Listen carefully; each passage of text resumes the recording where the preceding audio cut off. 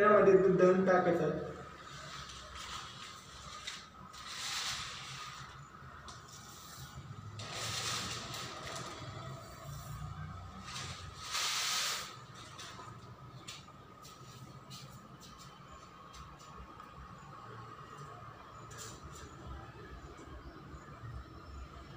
आता आपल्या ह्या वस्तू आहे सोन्याचा मणी, चांदीचा मणी, पवळा आणि मोती आणि आणि आपली पंचधातूची काडी ही जी गादीमध्ये टाकायची.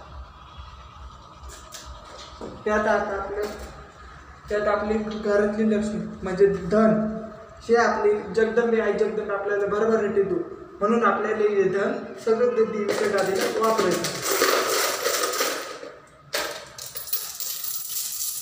आई जगदंबे घरात संध्याकाळी लक्ष्मी टिकू दे, आई जगदंबे विघ्न ठेवू दे, आई जगदंबे तुझ्या सोन्याच्या पावलांनी.